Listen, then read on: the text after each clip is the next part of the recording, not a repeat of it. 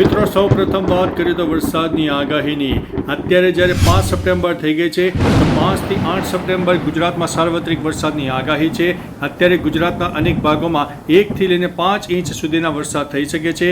મહત્વનું છે કે આ સિસ્ટમ પૂર્ણ થયા બાદ બીજી એક સિસ્ટમ આવશે જે 14 થી લઈને 19 તારીખમાં ગુજરાતમાં ફરીથી ભયંકર વરસાદ આપશે। નમસ્કાર મિત્રો, દેશ અને દુનિયાના 10 મહત્વના સમાચારો ઉપર એક નજર। ગુજરાતના સૌથી મોટા ક્રિકેટ સટ્ટાનો મુખ્ય ખેલાડી દુબઈથી ઝડપાઈ ગયો છે। એસએમસીના ડીઆઈજી નિર્લિપ્ત રાયની ટીમે હર્ષિત જૈને દબોચી લીધો છે। 2200 કરોડના સટ્ટામાં નવા ઘટસ્ફોટ થઈ શકે છે। ચિત્રમાં તમે જોઈ શકો છો કે હર્ષિત જૈનનો ચહેરો પણ સામે આવી ગયો છે। મિત્રો, અન્ય મહત્વના સમાચારની વાત કરીએ તો દિલ્હીમાં રસ્તાઓ પર યમુનાનું પાણી ફરી વળ્યું, ફ્લાયઓવર પર ધોવાઈ ગયો, રાહત શિબિર પર ડૂબી ગયા છે। પંજાબના તમામ 23 જિલ્લાઓમાં પૂરની પરિસ્થિતિ, પાકનો પણ નાશ થઈ જવા પામ્યો છે। મિત્રો, અન્ય મહત્વના સમાચારની વાત કરીએ તો સુપ્રીમ કોર્ટે કહ્યું પહાડોમાં ગેરકાયદેસર રીતે વૃક્ષોનું નિકંદન ગંભીર પરિસ્થિતિ છે।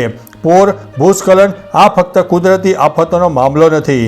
મિત્રો, અન્ય મહત્વના સમાચારની વાત કરીએ તો પીએમ મોદીના માતાના અપમાન મામલે એનડીએનું બિહાર બંધ, સમસ્તીપુર, બેગુસરાય, છપરા અને હાજીપુરમાં નેશનલ હાઈવે જામ, પટનામાં રસ્તાઓ પર ટાયરો સળગાવવામાં આવ્યા।